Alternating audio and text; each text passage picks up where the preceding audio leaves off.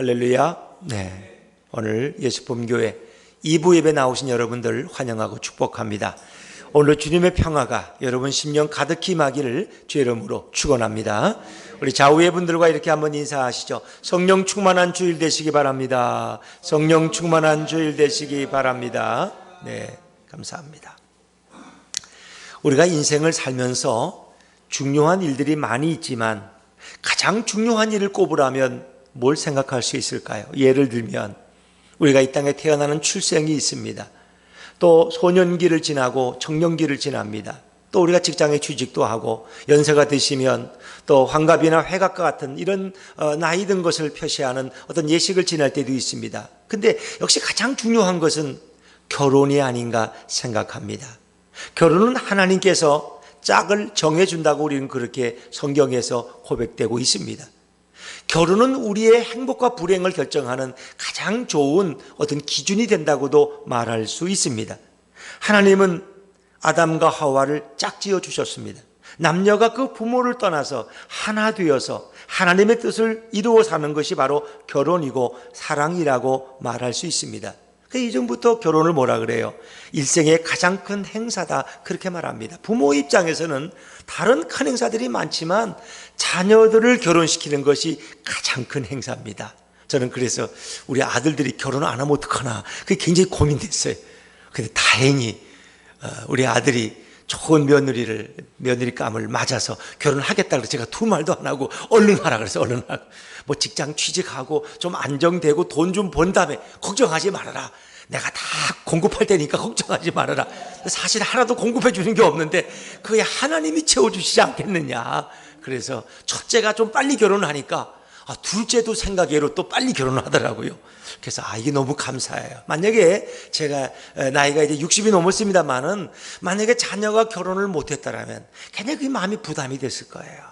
그래서 저러다가 그냥 죽늙은이 되는 거 아닌가, 40대 50대가 지나면 어떡하나, 그런 마음의 염려가 늘 있어요. 근데 제가 뭐 세상적으로 보면 성공하지 못한 목사고 또 집을 몇 채씩 가지고 있는 것도 아니고 좋은 차를 타고 다니는 그런 인기 있는 목사도 아니지만 저는 두 아들 결혼시킨 게 최고 잘한 일이라고 생각됩니다. 왜? 그게 제가 자녀에게 해줄 수 있는 가장 좋은 축복이라고 저는 생각하기 때문에. 왜? 결혼은 그만큼 중요하다는 것입니다. 또 그렇다고 또 뭐 아직 자녀가 결혼을 못해서 여러분 너무 비관하지 말기를 바랍니다. 하나님은 다 사람마다 다 적당한 방법을 통해서 그 가정을 축복하시고 그의 인생을 이끌어 가시기 때문입니다. 그런데 여러분, 우리가 서로 사랑해서 결혼하면은 그 사랑은 변합니까? 변하지 않습니까? 물론 뭐라고 말하기가 곤란할 거예요. 네, 저도 참 말하기 곤란해요. 어떨 때는 내가 사랑이 변했나 이런 생각이 드는데 우리 아내가 정말 나 사랑하는 거 맞나 이런 거 되물을 때도 있어요, 여러분. 그런데 우리는 일반적으로 사랑은 변하지 않는다고 믿습니다. 그래서 우리 지금의 소중한 사랑이 우리 결혼 생활을 통해서도 끊임없이 연그러지고 열매 맺기를 우리는 바라는 것입니다. 그래서 우리가 결혼할 때 그런 의미를 담아서 이렇게 결혼 예물을 주고받는데 대개 어떤 걸 많이 주고 받습니까? 금반지를 많이 주고. 왜? 금은 녹지 않으니까, 금은 변하지 않으니까. 또 하나 우리 젊은이들이 선호하는 게 있어요. 뭐예요? 다이아몬드. 다이아몬드는 아주 비싸지만 두 가지 특이 있습니다. 불멸과 불별입니다. 다이아몬드는 변하지 않습니다. 다이아몬드는 불변합니다. 다이아몬드는 없어지지 않습니다. 불멸입니다. 그래서 젊은이들은 다이아몬드를 선물하는 것을 굉장히 소망합니다. 근데 하나 참 안타까운 것은 다이아몬드가 비싸다는 거예요. 1캐럿짜리 다이아몬드 이렇게 보석 선물하려면 최소한 400만 원에서 1000만 원 정도 들 거예요. 이미경 씨님 다이아몬드 받으셨어요? 받았을 것 같아. 배 집사님이 아마 당당한 거 보니까. 나는 그걸 못했어요. 근데 마음에 걸려. 그러나 저는 다이아몬드보다 귀한 사랑을 주었기 때문에 또 위로를 받아요, 여러분. 여러분, 다이아몬드 같은 사랑이 되는 것 얼마나 좋습니까?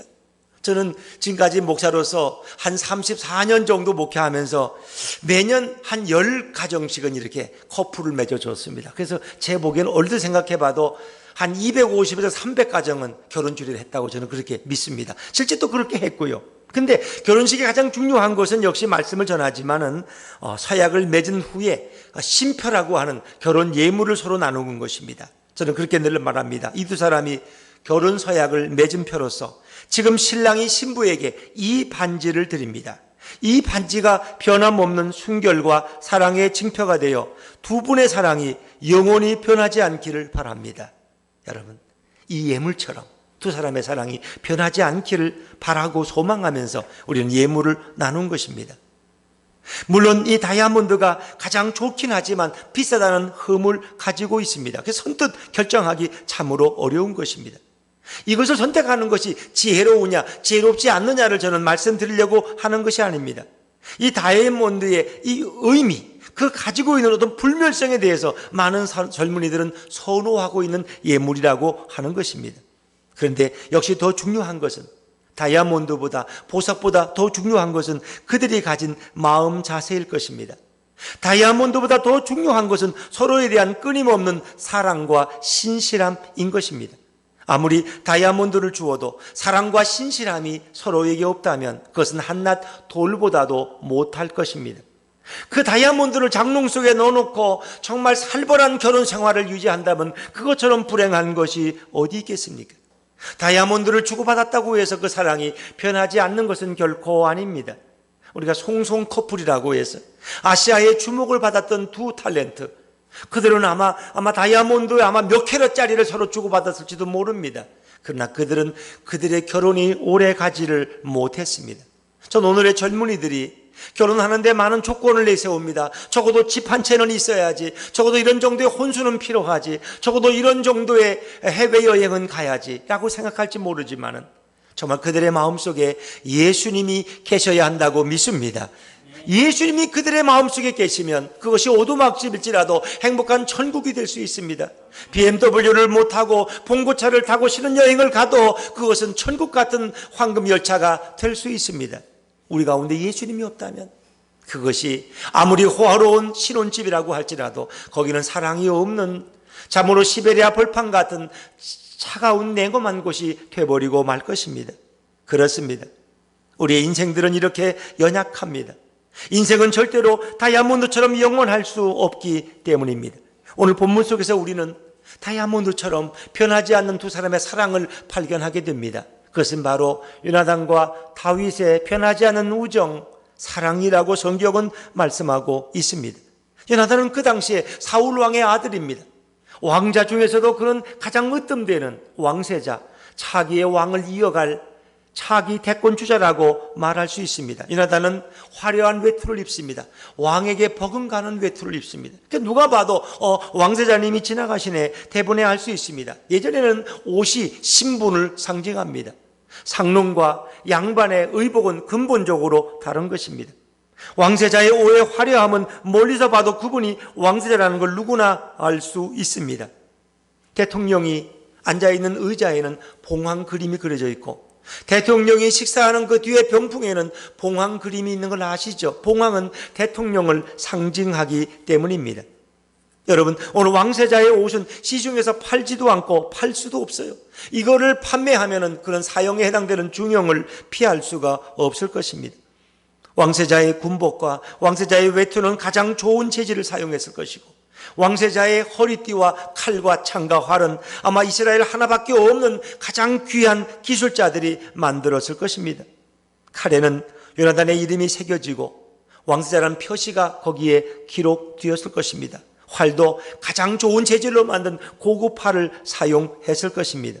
도무지 일반인들은 상상도 할 수 없는 호화로운 옷과 최상의 군복과 최상의 칼과 활을 왕세자인 요나단은 가지고 있었습니다.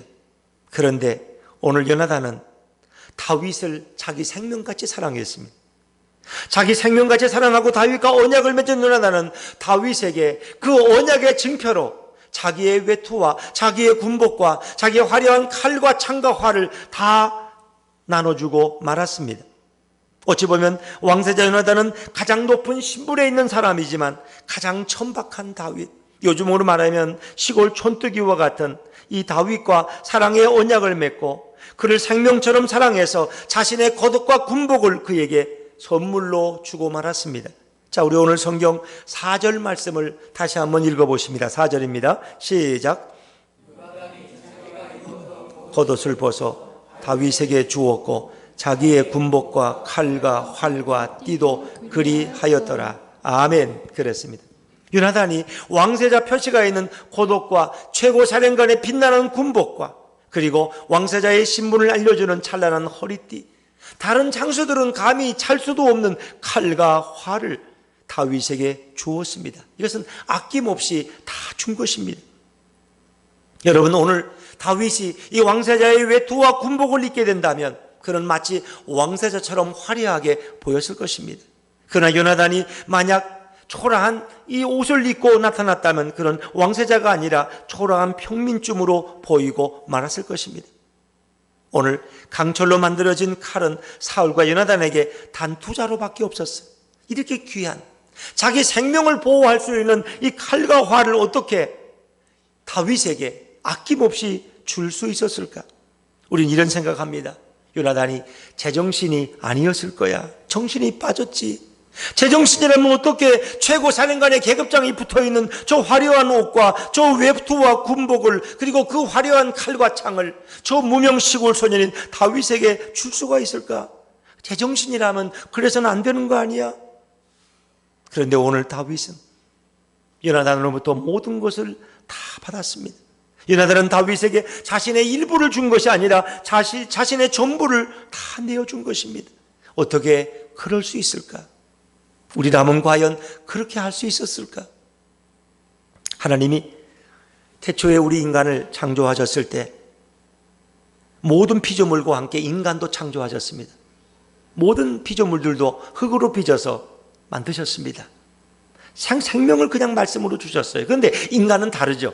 흙으로 빚어 만드시고 그 코에 생기를 불어넣으셨다. 그 생기는 루아타 곧 하나님의 영이고 하나님의 영을 불어넣었어요. 하나님의 바람이 인간의 코에 들어갈 때 인간은 살아있는 존재 곧 생명이 되었다고 성경은 증언합니다. 그래서 하나님이 인간에게 자신의 충만한 영을 불어넣어줬기 때문에 그 하나님의 영을 받은 인간은 하나님을 알고 하나님께 경배드리고 하나님을 자신의 생명처럼 여기는 그런 존재가 되었습니다. 인간들은 그 후로 누군가를 사랑할 때도 자기 생명처럼 사랑하고 깊게 그를 아끼게 되었습니다.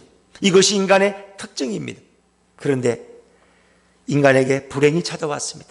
하나님이 금하신 선악과를 먹고 난 이후에 인간에게 죄가 들어오고 인간은 하나님이 주신 생명에 대해서 기쁘고 감사한 마음을 잃어버리게 되었습니다.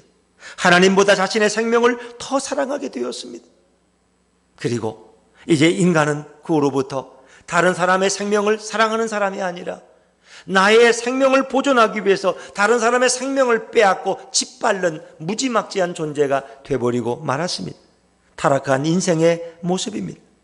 내 생명을 보존하기 위해서 남의 인생을 빼앗고 남의 생명을 빼앗는 것을 부지기수로 즐겁게 여기는 그런 짐승보다 못한 존재로 전락하고 말았습니다.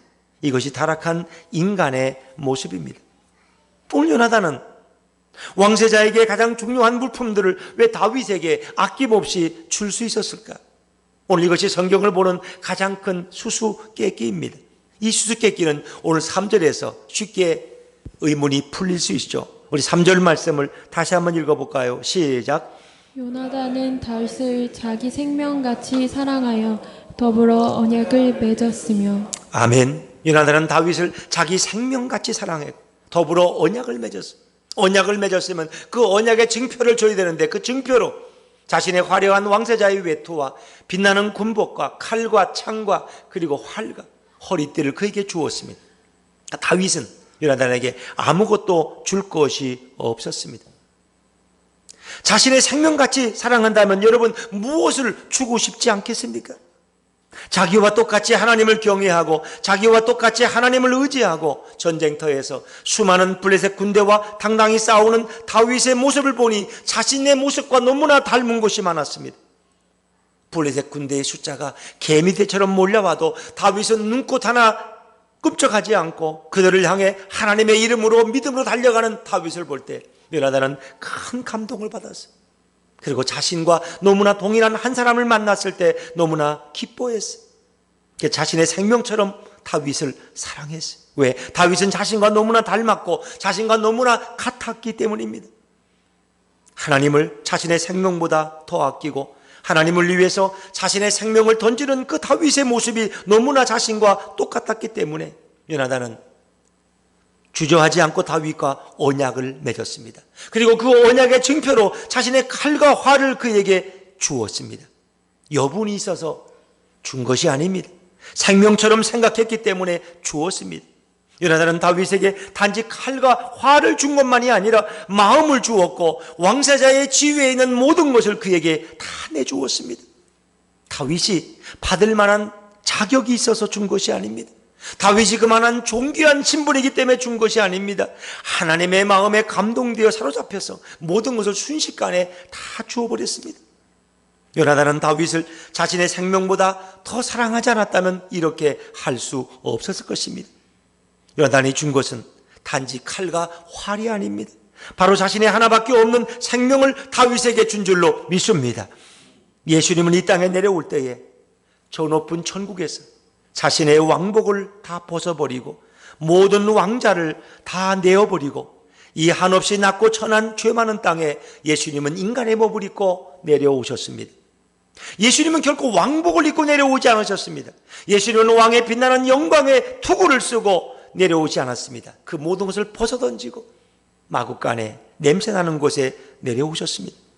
만약 예수님이 자신의 생명을 무던히도 아끼는 분이라면 이 땅에 낮고 천한 죄인들을 위해서 결코 내려오지 못했을 것입니다.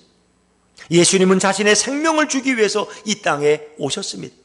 이 땅의 의인을 위해서 생명을 내어주기 위해 온 것이 아닙니다. 이 땅에 더럽고 추악한 죄인들을 위해서 생명을 주고자 내려오셨습니다. 성경에 보니까 의인을 위하여 죽을 자는 많다 그랬습니다. 그러나 죄인을 위해 죽을 자는 아무도 없는 것입니다.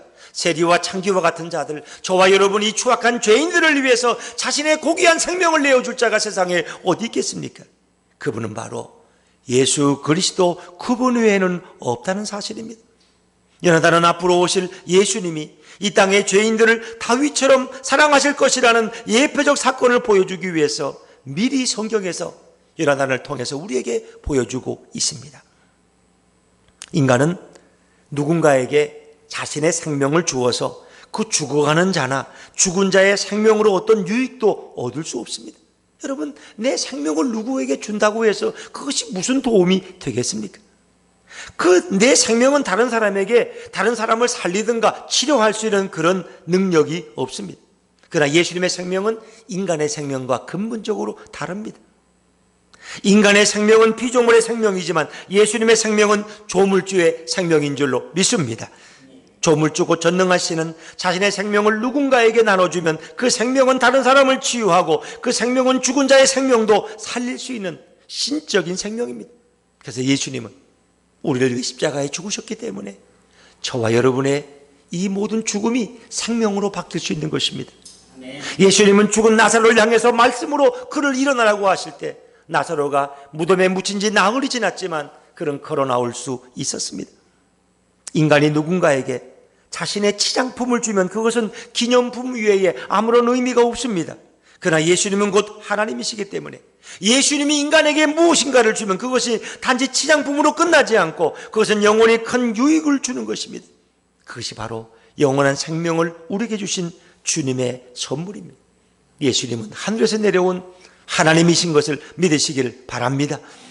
비록 인간의 육신을 입고 오셨지만 그 안에 신성과 거룩함과 전능함은 인간을 위해서 자신의 생명을 주고서 다시 부활하셔서 모든 인간들을 다시 살릴 수 있는 전능성이 그 안에 존재하기 때문입니다. 예수님은 이 땅에 내려오신 하나님으로 모든 인간들에게 자신의 생명을 주기 원하셨습니다. 그리고 완벽하게 이 일을 이루시고 성취하셨습니다. 내가 다 이루었다. 테텔레스타이. 내가 저들의 생명의 빛을 내가 죄의 값을 내가 치렀다. 내 생명을 저들에게 전가했다고 예수님은 외치고 그리고 마지막 숨을 거두셨습니다. 예수님은 이 죄 많은 땅에 내려오셔서 천한 인간들을 자신의 생명처럼 맡기셨습니다. 그리고 자신의 생명처럼 그들을 생각해서 자신의 모든 영광을 버리고 자신의 모든 권세를 버리고 인간들에게 생명을 다시 부어주기를 원하셨습니다. 그러나 백성의 장로들, 바리새인과 서기관들과 사두개인들 그리고 율법사들은 바로 예수님이 초라하게 모든 것을 벗고 있는 모습 속에서 저 예수가 어떻게 메시아가 될 수 있어? 저 예수가 어떻게 천한 저 인간이 어떻게 하나님의 아들이 될 수 있어? 말도 안 돼. 저는 분명 하나님께 죄를 지어서 영광을 얻지 못하고 초라하고 가난하게 살고 있을 거야 하면 예수님을 몹시 비난했습니다. 생명을 주기 위해서 예수님이 십자가에 매달렸을 때 백성의 장로들, 대제사장과 서기관들은 그 십자가 밑에서 이렇게 예수님을 조롱했습니다. 예수가 백성들 모르게 은밀하게 죄를 많이 졌기 때문에 하나님께 진노를 받고 있는 거야.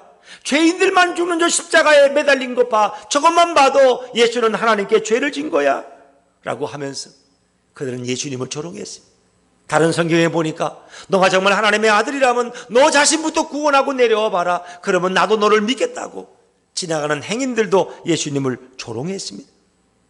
예수님은 죄인들을 살리고 모든 인간들을 구하고자 친히 십자가에 매달려서 생명 주기 원했지만 사람들은 그것을 모해하고 오히려 예수님을 향해서 비난하고 손가락질 했습니다. 예수님에 대한 깊은 오해와 불신은 예수님에 대한 심한 모독이고 고통스러운 모욕이었습니다. 지금 이 시대에도 기독교에 대한, 예수님에 대한, 성경에 대한 엄청난 오해와 불신이 있다는 거 아십니까, 여러분?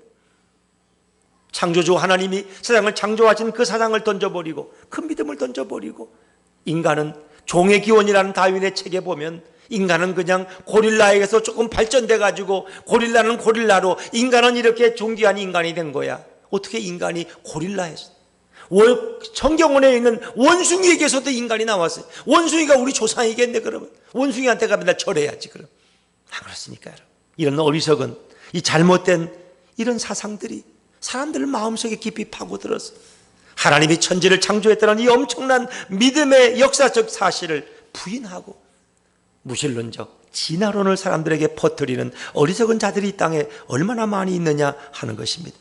인간들은 이렇게 어리석게 예수님을 오히려 모독하고 있는 것입니다.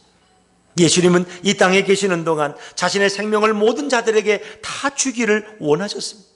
예수님은 자신의 살과 피, 자신의 생명을 주어서 인간들을 영원히 죽지 않고 살도록 해주고 싶으셨어요. 모든 죄를 지은 인간들은 짧은 인생을 살다가 그들 어떻습니까? 그들의 죄악 때문에 결국 지옥에 떨어지고 지옥에서 끊임없는 고통 가운데 살아야 하는 것입니다.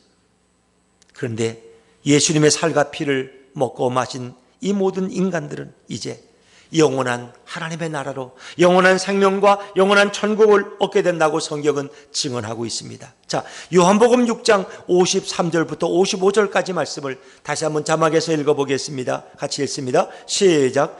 예수께서 이르시되 내가 진실로 진실로 너희에게 이르노니 인자의 살을 먹지 아니하고 인자의 피를 마시지 아니하면 너희 속에 생명이 없느니라.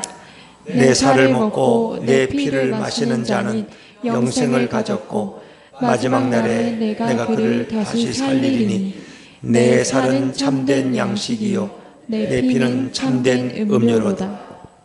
여러분, 예수님은 이 땅에 계실 때 자신의 살과 피를 주고 싶어 하셨습니다. 요나단이 자기의 칼과 창을 다윗에게 주고 싶었던 것처럼 예수님은 자신의 가장 귀한 생명을 우리에게 주기를 원하셨습니다. 예수님이 죄인들을 살리기 위해서 십자가에서 죽으신 것은 십자가에서 자신의 살을 찢고 십자가에 자신의 피를 흘려서 그 살과 피가 의미 없이 땅에 쏟아진 것이 아닙니다. 그 살과 피를 쏟아서 이 땅에 사는 모든 죄인들이 살아나도록 자신의 모든 것을 십자가에서 버리신 것입니다. 예수님이 이 땅에 계실 때 죄인들과 함께 먹고 죄인들과 함께 마시고 죄인들에게 설교하고 죄인들의 아픈 것을 치료해 주는 그 일부분의 사역만 한 것이 아닙니다. 예수님은 그런 사역들을 다 하신 후에 십자가에서 자신의 살을 찢고 자신의 피를 흘려서 예수님은 자신의 모든 것, 자신 전부를 모든 사람들에게 주기를 원하셨습니다. 그것이 예수님이 일생 동안 하신 사역보다 더 위대하고 큰 사역이라는 걸 아십니까? 예수님은 제 아들을 불러서 자신의 살과 피를 먹으라고 말씀하셨습니다. 이 말의 의미는 식인존처럼 예수님의 살과 피를 먹으라는 뜻이 아니라 예수께서 모든 자를 위해 살을 찢고 피를 흘려서 십자가에서 생명을 주기 위해서 죽으실 것을 미리 제 아들에게 말씀하신 깊은 의미를 가지고 있습니다. 그래서 예수님께서 생명을 주기 위해서 살과 피를 흘렸기 때문에 종교개혁자 존 칼빈은 모든 기독교인들은 항상 예배 때마다 성찬을 해야 한다고 분명히 우리에게 가르치고 있습니다. 예배에는 항상 성찬이 병행돼야 된다는 것입니다. 곧 예수님의 살과 피를 예배 때마다 기념하고 깊이 생각하게 된 계기가 된 것입니다. 생명이란 무엇입니까? 여러분에게 가장 소중한 게 뭐예요? 아이고, 아파트가 중요하죠. 이 아파트 하나 얻느라고 얼마나 했었는데 이 부근부근하고. 차가 중요하죠. 자식이 중요하죠. 그래, 다 중요해요. 그러나 내 생명만큼 소중한 것은 없습니다. 내가 죽는데 아파트가 무슨 의미가 있고 벤츠가 누가 타고 다닐 겁니까? 여러분, 내게 가장 소중한 것은 생명. 생명보다 더 귀한 것은 이 땅에 존재하지 않습니다. 생명이란 몇 개씩 있는 게 아니에요. 생명이 한 10개 돼가지고 너도 하나 주고 너도 이런 게 아니에요. 생명은 오직 하나밖에 없기 때문에 생명이 가장 소중한 것입니다. 인간의 생명은 누구에게 전달할 수도 없고 나누어 줄 수도 없습니다. 인간은 자신의 생명을 전달해 주고 싶다고 전달할 수 없어요. 아무리 사랑하는 자식이 질병으로 죽어가더라도 그것을 지켜보는 것이 죽는 것보다 차라리 더 낫다고, 더 고통스러워도 부모의 생명을 자식에게 대신 전해줄 부모는 없습니다. 그러나 예수님은 자신의 생명을 누구에게라도 전달할 수 있는 능력을 가지고 계시기 때문에 자신이 죽어서 수많은 인간들을 살리는 놀라운 생명력을 예수님은 소유하고 계십니다. 자신이 아끼고 자신이 귀하게 생각하는 그런 자들에게, 자신의 생명처럼 생각하는 자들에게 생명을 주기 위해서 사람들은 값진 다이아몬드나 또는 보석을 결혼 예물로 주지 않습니까? 이것은 생명을 줄 수 없으니까 생명 대신 다이아몬드나 보물을 선물로 주는 것입니다. 그러나 이 세상 사람들은 결혼 예물로 보석이나 다이아몬드를 주고받아도 인생을 살면서 그 보석은 하나의 돌의 가치밖에 지나지 않는 의미로 타락하는 경우가 너무나 많습니다. 생명을 주지 않는 보석은 인간에게 무의미하고 무가치한 것입니다. 생명을 주는 것은 그 사람의 모든 것을 주는 것과 동일한 것입니다. 예수님이 자신의 생명을 인간들에게 주었다는 의미는 자신의 모든 것을 다 주었다는 의미이고, 이 세상을 살면서 어떤 돈을 주는 것보다, 어떤 보석을 주는 것보다 더 가치 있고 중요한 의미를 가지고 있습니다. 예수님이 주신 생명은 예수님 전부를 우리에게 다 내어주었다는 것을 말씀하고 있습니다. 왜냐하면 생명이란 가장 소중한 것이기 때문입니다. 하나님께서 사람을 창조하실 때 다른 짐승들은 다 진흙으로 빚어 만드셨어요. 그러나 짐승들이 육체와 정신은 존재하지만 그들에겐 영혼이 없습니다. 영혼은 오직 인간에게만 있습니다. 개나 돼지나 소는 영혼이 없어요. 그들에게 육체와 정신은 있을 수 있어요. 그러나 그들은 영혼이 없다. 하나님은 하나님의 영을 인간의 코에 친히 불어넣어 주었기 때문에 인간은 살아있는 영혼, 곧 생명이 되었습니다. 인간은 모든 피조물 중에 유일하게 영혼이 있는 하나님의 형상대로 창조된 존재가 바로 인간입니다. 그러나 우리 인간들이 하나님 주신 생명에 대해서 감사할 줄 모르고 찬양할 줄 모를 때 결국 인간은 타락하게 되는 것입니다. 인간은 처음 창조될 때 영원히 사는 존재로 창조되었지만 타락한 인간은 이제 결국 늙어 죽는 비참한 존재로 전락해버리고 말았습니다. 죽으면 우리를 기다리는 건 바로 지옥입니다. 이렇게 비참한 존재로 전락한 인간은 스스로 그 문제를 해결할 능력이 없습니다. 그래서 하나님께서는 인간에게 자비를 베풀어서 인간에게 영원한 생명을 주기 위해서 예수님을 이 땅에 보내서 예수님으로 하여금 그의 생명을 우리에게 전가하도록 역사해 주셨습니다. 예수님은 죽어가시며 그 생명을 타락한 인간들에게 전가해 주셨습니다. 그래서 인간들이 창조대처럼 다시 존귀한 존재가 되고 영원한 생명을 가지고 살도록 역사해 주셨습니다. 이런 하나님의 은혜가 없었더라면 우리는 짐승보다 더 못한 존재가 됐다는 거 아십니까? 여러분, 인간은 타락하면 천국을 가든지 지옥을 가든지 둘 중에 하나를 갑니다. 그럼 짐승은 죽으면 어디로 가겠습니까? 짐승은 천국 가요, 지옥 가요? 짐승은 아무것도 가지 않습니다. 짐승은 그냥 사라져버리는 것입니다. 그래서 타락한 인간이 갈 곳은 지옥 아니면 천국입니다. 타락한 인간은 결국 지옥으로 떨어져서 영원한 고통을 당하도록 되어 있는 것입니다. 그런데 하나님께서는 예수님을 보내서 지옥이 아닌 천국으로 우리의 길을 바꿔주셨습니다. 요나단이 시골뜨기 다윗에게 자기의 칼과 창을 주어서 그가 얻을 유익은 아무것도 없어요. 정치적으로 그가 얻을 그런 명분도 없습니다. 요나단은 자신의 생명을 전혀 줄 필요가 없었던 다윗에게 자신의 생명 같은 칼과 활을 주었습니다.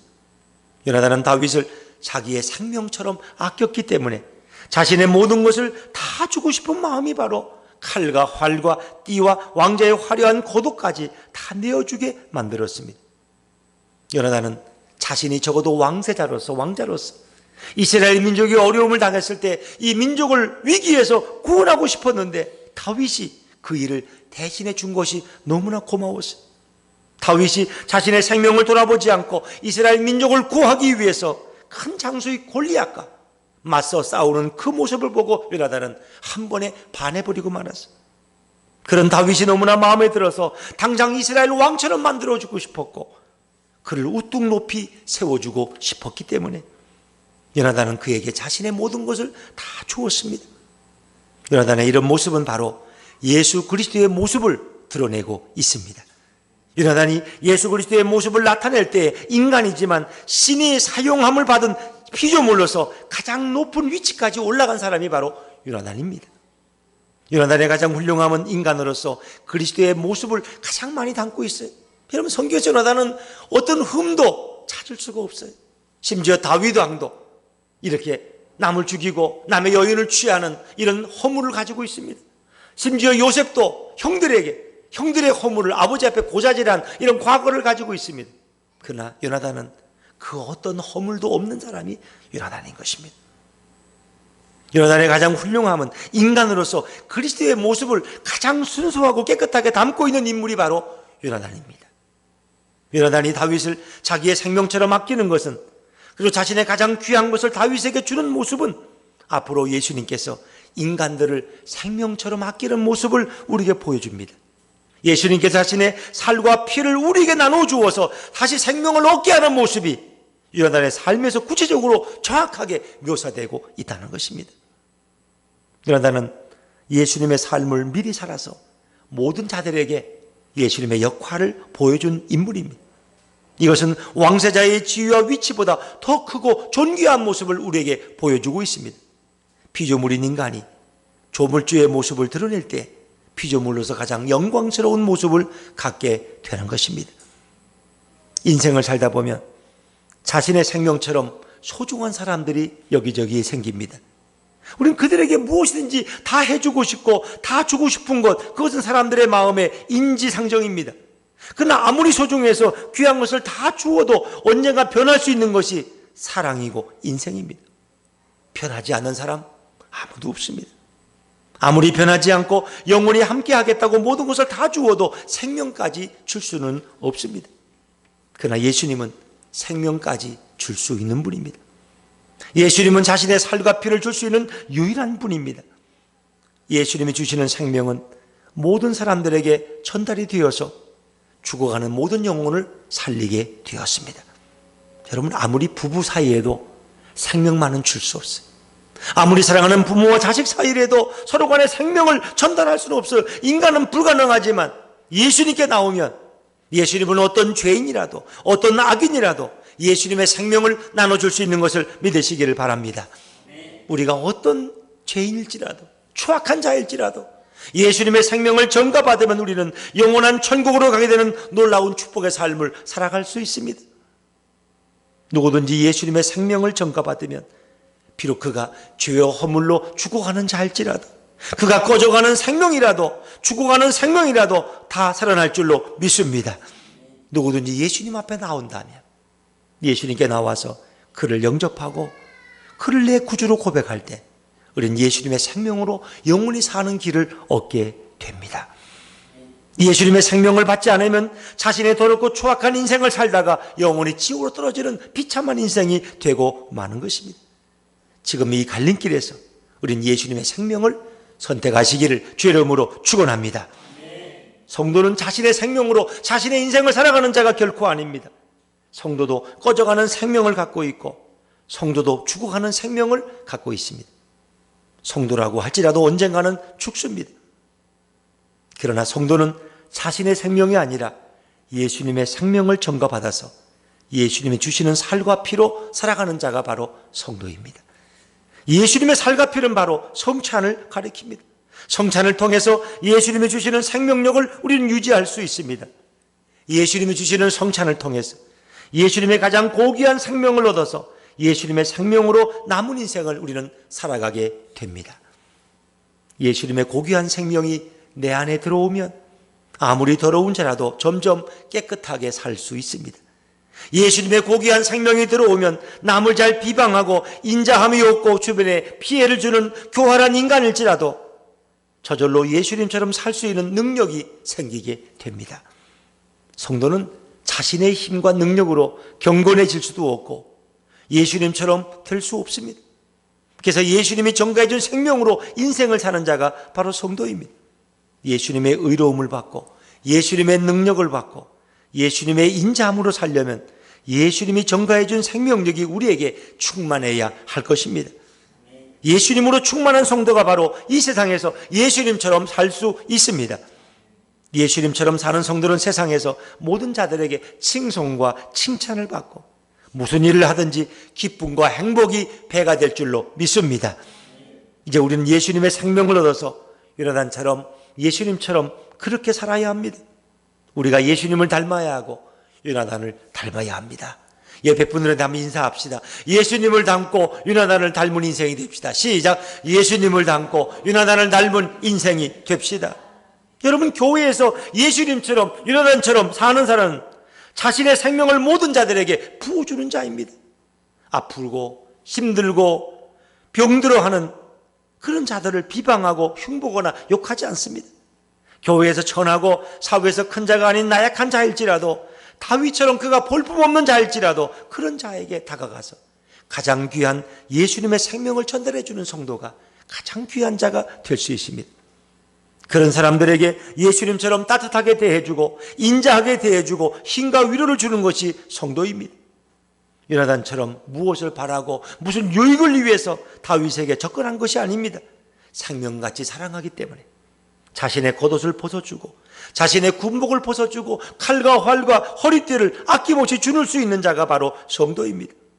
교회에 나이 들고 아픈 성도가 있다면 그런 성도에게 맛있는 김치를 담궈서 갖다 주고 위로해 주죠. 아플 때에 한 그릇에 죽을 쑤어다 갖다 주는 것이 예수님처럼 요나단처럼 행동하는 자가 될 수 있습니다. 교회에서 아픔과 고통을 겪고 있는 자가 있다면 그런 자를 위로해 주는 것이 자신의 귀중한 시간을 내어주는 것이고 자신의 칼과 활을 주는 것과 동일한 것입니다. 교회에서만 아니라 직장에서도 나보다 직급이 낮은 그런 부하에게 칼과 활을 주는 것이 예수님처럼 요나단처럼 행동하는 것과 같습니다. 요즘 세상 사람들은 뭘 남에게 줘도 전략적으로 주고 전술적으로 줘서 뭔가 은근히 자신이 드러나고 뭔가 자신이 그 일에서 유익을 얻으려고 하는 이런 자기중심적인 이런 사회의 모습은 합당하지 않은 것입니다. 이런 마음으로 예수님의 마음을 닮아갈 수 없습니다. 예수님의 마음을 닮아가고 예수님처럼 살려고 하면 아무 이유 없이 아무 조건 없이 연약한 자들을 도울 수 있어야 합니다. 자신의 대적이 될 수 있는 자가 칭찬을 받고 나보다 높임을 받아도 요나단처럼 시기하지 않고 오히려 박수를 쳐주고 자신의 왕세자의 의복을 벗어서 줄 수 있는 이런 사람이 진정한 예수님을 닮아가는 삶을 살아갈 수 있습니다. 예수님은 오늘도 우리 모두가 요나단처럼 살기를 원합니다. 요나단은 과거의 인물이 아니라 오늘 우리 중에 있어야 할 인물인 것입니다. 우리는 왕세자 요나단이 무명의 다윗에게 자신의 칼과 활을 주는 멋진 장면을 보았습니다.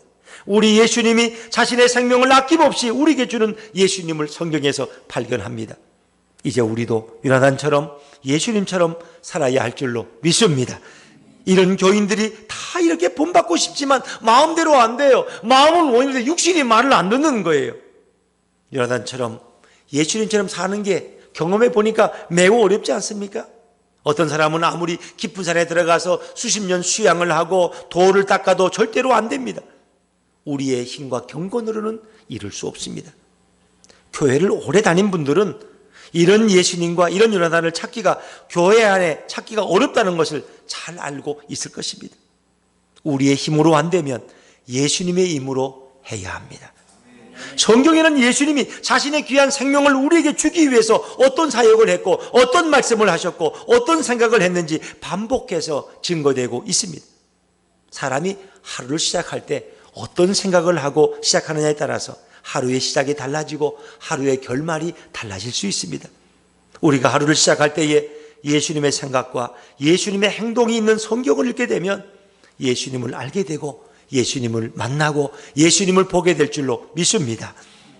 예수님을 많이 보고 예수님을 깊이 알게 되면 자신도 모르게 예수님의 마음을 담게 되고 예수님처럼 행동하게 되지 않겠습니까? 요즘은 TV를 거의 잘 못 봤습니다만 예전에 보면 케이블 TV에 이 대출을 받으라는 광고가 많이 나옵니다. 사실 세계 어디에도 대출 광고를 내놓은 데는 없어요. 근데 제가 기억에 OK 저축은행이에요. 그럼 무같이 생긴 이렇게 나오는데 그걸 노래로 부르니까 아이들이 그 노래를 따라 불러요. 그러니까 자꾸 보고 자꾸 들으니까 대출 광고를 불러. 애들이 그걸 대출 받아가지고 어떡할 거예요, 그거.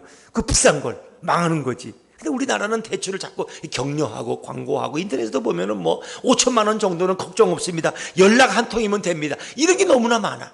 당신이 못 갚으면 누가 갚아줘? 국가가 갚아줍니다. 이런 광고가 막 떠요. 이게 너무 불행해. 이러면 안 되는데. 이게. 대출은 장려하는 게 아니에요. 그거 못 갚는다고 정부가 갚아주면 그 정부가 어떻게 앞으로 몇 년이나 가겠어요? 남의 빚 다 갚아주다가. 이건 아닌데 뭔가 아닌 것이 자꾸 정상처럼 받아들이는 것이 저는 너무나 안타까워요. 그러나 아이들이 이런 노래도 안 좋은 노래지만 자꾸 보고 배우니까 따라 불러요. 그래서 오케이 뭐 배구단도 생기고 뭐 그랬더라고요. 마찬가지예요. 우리가 아침마다 성경을 읽고 그리고 예수님을 만나게 되면 우리의 삶도 예수님을 배우고 예수님을 따라가고 예수님처럼 우리의 마음이 움직일 줄로 믿습니다. 우리가 일찍 일어나서 TV를 먼저 보고 신문을 보는 것과 새벽기도 나와서 말씀을 읽고 말씀을 듣는 것과는 근본적으로 다른 것입니다. 우리가 먼저 주님 앞에 하루를 시작하며 기도할 수 있다면 주님이 우리에게 부어주시는 그 생각과 마음을 가지고 하루를 열어갈 수 있다면 얼마나 아름답겠습니까? 여러분들이 뭐 부득이 새벽기도 못 나오더라도 야행성이라서 집에서도 일어나면은 늦게 9시에 일어나도 먼저 예수님 앞에 기도하고 성경 한 장 읽고 하루를 시작하면 되는 거예요. 그렇습니다. 우리가 하루를 어떤 마음으로 어떤 생각으로 시작하느냐가 매우 중요한 것입니다.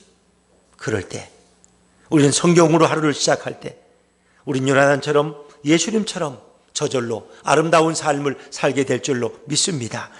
값진 인생을 살고 가장 고귀한 인생을 살며 예수님이 칭찬하는 가장 멋진 인생을 살아가는 우리 예수품교회 성도들이 다 되시기를 주의 이름으로 축원합니다. 축원합니다.